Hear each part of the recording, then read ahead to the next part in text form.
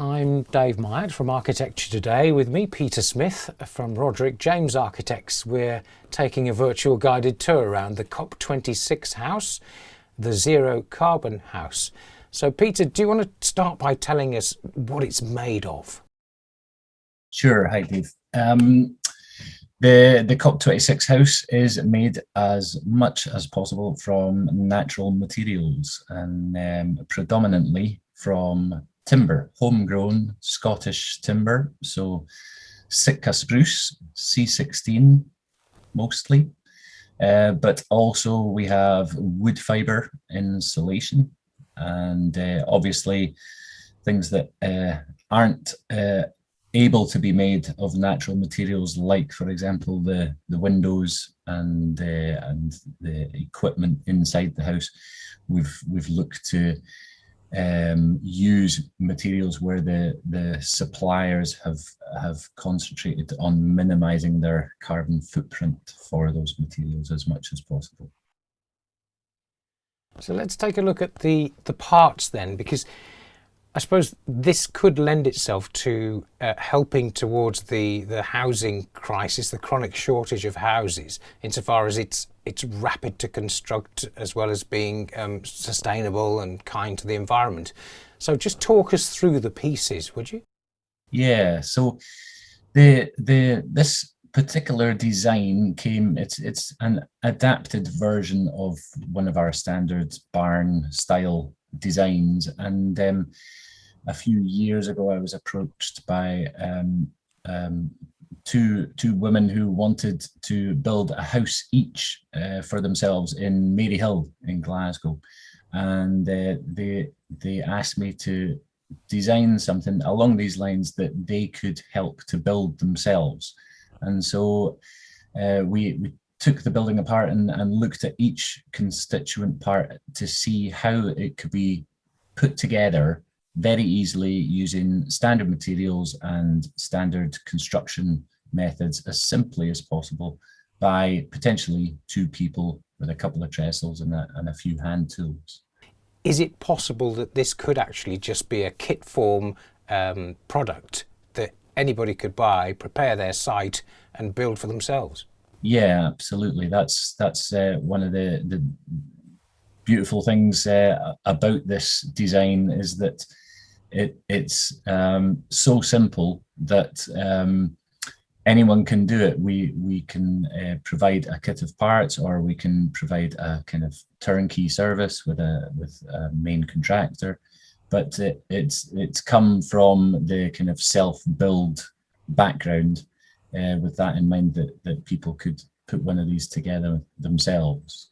In terms of foundations for the COP26 house, I'm guessing that this wouldn't be typical of the permanent placement, but you've got it on timbers. Yeah, on this particular site that we've chosen for COP26, it's an existing industrial brownfield site in the middle of Glasgow. So there is actually, as you can see there, an existing concrete slab. There was a building there before. And so we had a word with the engineers. They said it would be okay, as it's a temporary building, to simply fix it down onto these timber tram lines that we made using railway sleepers. One of his main concerns was actually fixing the building down, because it's actually quite a lightweight building. So we had to concentrate on how those foundations there were strapped to the ground. For a normal house, we would use, for example, concrete pad foundations. Now we can either use green concrete using recycled aggregate, that kind of thing, or even concrete pads that we could get from other building sites, from demolition sites, and actually recycle them rather than them being sent to landfill. All you need is a grid of about 15 1 meter square concrete pads to fix this building down onto. Obviously, it depends on the ground conditions, but it's that kind of principle. And the construction process, just talk us through and give us some timelines. Yeah, I was quite surprised myself, actually, at how quickly the building went up. Obviously, with COP26, it's the process of getting things done all had to happen within a very short timescale. We actually got site access around the beginning of September, so we only really had 2 months to build this house. And the beauty of it again is these panels were prefabricated in a factory, so they'd been put together during the month of August. They arrived on site on the back of, I think, 2 wagons, and we put the whole shell of the building up within about 2 or 3 weeks. We were wind and watertight. Inside, timbers very evident. Just discuss, would you, for us, the floor, the lining, and how the insulation comes together. Yeah, sure. So the floor is a grid of 10 square cassettes, all bolted together. They can also be unbolted at the end of COP. I'll tell you a bit more about that in a minute. But back to your question about the rest of the building and the insulation, what you don't see in this image is the fact that we've got within the floor, the walls and the roof, probably about 250 to 300 millimeters of wood fibre insulation. So between the joists and the rafters, we've got the insulation packed tightly. On the inside, we have a lining board. You can see it visible on the roof there. Smart Ply Pro Passive, if you can read upside down, provided by Medite Smart Ply. And on the outside, then we actually didn't need any sheathing boards. We just have a breather membrane. The whole house has been designed to be breathable, so that a bit like Gore-Tex, it lets vapor permeate through the building to the outside, rather than having it all stuck on the inside and getting lots of condensation. And what kind of insulation values are you able to achieve?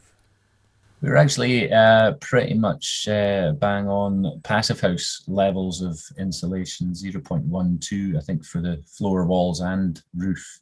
That's what we kind of aimed for. And with the windows and doors, we're at about 0.9, 1.0, so not far off passive. Yeah, a good well insulated small home that hopefully we would be able to heat either with a toaster or a few candles plotted around. And the roof and windows, just take us through how these come together. Yeah, so up on the mezzanine level, we've got 2 banks of roof lights from Facro, very kindly came on board with us, and they increase because of the opening within that 400mm thick roof. They increase the available head height up there by a good kind of over a meter of extra headroom by installing these roof lights. The rest of the roof, as you could see from the inside, it's all timber.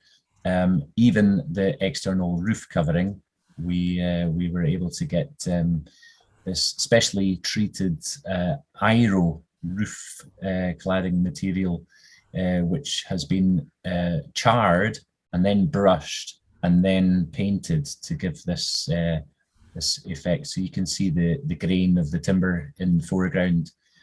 But again, you know, this took out the need for slate tiles or corrugated metal roof, that kind of thing. So helped us again reduce our carbon. And the heating and ventilation, how is that working? Yeah, so back to the kind of passive house principles, you've insulated the building as much as we reasonably can, and made sure that we get it extremely airtight, so that we've got no drafts and no loss of heat through leakage. And then once the building is nice and airtight, we can introduce a ventilation system with a heat recovery aspect to it, where the warm air that we extract from the kitchen and the bathroom, for example, passes over a heat exchanger and heats up the cold air that we bring into the building from the outside. And therefore, we're not losing the energy that we have in the warm air. It goes straight back into the building, combined with the fresh air from outside. This is in the very near finished estate, just before you started putting the decking in. Just tell us about the external cladding. It looks very similar to the roof and it marries in very neatly. It is. It's the same stuff. It's again from BSW, the IRO timber cladding. On the walls, we went for the black finish. It's basically comes in any RAL color that you want. Yeah, we chose this kind of black, white, and red combination. We thought it kind of looks slightly rustic, but still got a kind of modern feel to it, and with the vertical lines on the timber, it just kind of makes it stand out a little bit. But both the walls and the roof, we went for the hit and miss timber boarding. So you've got two boards side by side with a wee gap in between them, and then the top board covers that gap and reduces the amount of visible fixings that you've got, and creates this kind of vertical emphasis. Word about maintenance and life expectancy. With timber, there is some need to look at it periodically. Yeah, that's one of the major benefits of using this IRO treated timber product. It's been, first of all, kiln dried and then goes through this charring process, which gives it a longevity that you wouldn't normally get with a kind of off-the-shelf timber from timber yards, or it's been through this extra level of protection, and then you get the choice of paint colors on top, and so the kind of life expectancy of these timbers is much higher, probably about twice what you would normally expect from normal timber that's not had this treatment. And so that again feeds into the whole carbon footprint thing, because if you're replacing and not having to do as much maintenance to the timber, then you're cutting down cost, you're cutting down carbon, cutting down wastage. So it was important that we used something that helped us in that respect. In terms of the timescales for production, clearly a one-off is not the most efficient way, but if you've got a whole sequence of production going for a small estate of these, how fast could you help to solve some of the housing crisis issues that we're facing? That's a good question. We're under a lot of pressure as a country. Well, the government is under a lot of pressure to meet this housing demand. We need to be building 350,000 houses a year at the moment, and at current standards, we're talking about 120 tons of carbon for an average 100 square meter house. And the timescales involved as well. It's not achievable, and we cannot achieve our carbon reduction goals at the rate we're building at the moment using normal building techniques. So this house, for example, like I said earlier, we got on site on the beginning of September, ready for the beginning of November. 2 months construction process for a 75 square meter house, I think is pretty good, especially as it's the first of many, hopefully. But we've got 4 or 5 different house designs based on this construction system. So a 1-bed, 2-bed, 3-bed, 4-bed semi-detached, and all of them, once we get into production, using the team that we've put together to build this house. We're called Beyond Zero Homes. Have a look at the website. There's a wee plug for everyone. And yeah, we're ready to go. We could be churning out hundreds, if not thousands, of these a year if anybody wants them. We're ready to go. And in terms of life expectancy with a suitable maintenance regime, how long would you expect to get out, and what do you do at end of life? Yeah, so that's another interesting aspect to this. If you look around you at the concrete tower blocks that were built in the 1960s that are being pulled down now, in many cases, local councils haven't even paid off the mortgage for those buildings, and they're being ripped down. But the embodied carbon that is in them, it's kind of horrific, really, that we're already pulling those buildings down. On average, a house that is built to current standards would have a life expectancy of 60 years, which I think is shocking as well. You know, sometimes even less. There is no reason, with the right amount of maintenance, the way that this building has been constructed, it's been designed to be deconstructed, and so every constituent part can be taken off, replaced, repaired, and so with like I said, with the right amount of care, there's no reason why this building or these buildings couldn't last 100 years or a couple of 100 years. That's the beauty of it. You know, it's been designed carefully to be as maintenance free as possible, but also to be repairable whenever it needs it. And why is it so important to be at COP26? I think this is a once in a lifetime, and it's a final chance for us to make a difference, to change the way that the construction industry is working at the moment. It's clearly kind of broken.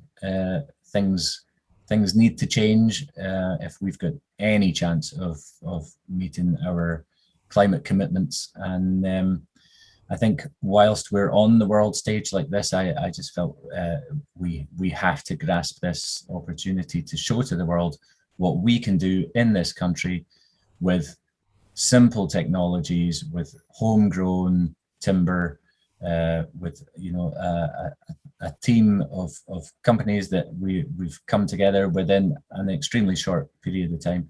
What we can do as a nation, as a species, even, with a bit of collaboration, a bit of careful thought, we can achieve. We can solve the problems that we're facing at the moment. And I felt there are going to be lots of people looking at us, looking at Glasgow, and I hope that they see this as a small beacon of hope in amongst the darkness. Sounds a bit corny, but I think it shows what can be done, and at the same time, it shows there's no excuse for not doing it. And for the COP26 House, it'll be dismantled. How long will that take, and where next? The house has been designed to be easily constructed by a couple of people, and also easily deconstructed. So rather than nailing and gluing everything together, it's all been designed to be screwed and bolted together so it can be taken apart. So if you remember the railway sleeper tram lines, the whole house was built, screwed down onto them, and it's been, like I said, designed on a 1.2 meter grid, so it can be taken apart. Those vertical timber boards, take 2 or 3 of them off, you expose the joins between the 1.2 meter panels, take the whole thing apart, lift it up onto a lorry, and it'll be taken up to a site near Aviemore, where we've got planning and building warrant approval for 12 affordable houses. This is the smallest one of those 12. Like I said, we've got 4 or 5 different house types based on this construction system. And yeah, hopefully within the next year, we'll see those 12 houses being built, and this being the first of those, and hopefully the first of many around the UK. Peter, thank you very much for the guided tour, and we look forward to seeing some more of the insides over the coming days and weeks. I'm looking forward to that as well. Thank you. Thanks. Cheers.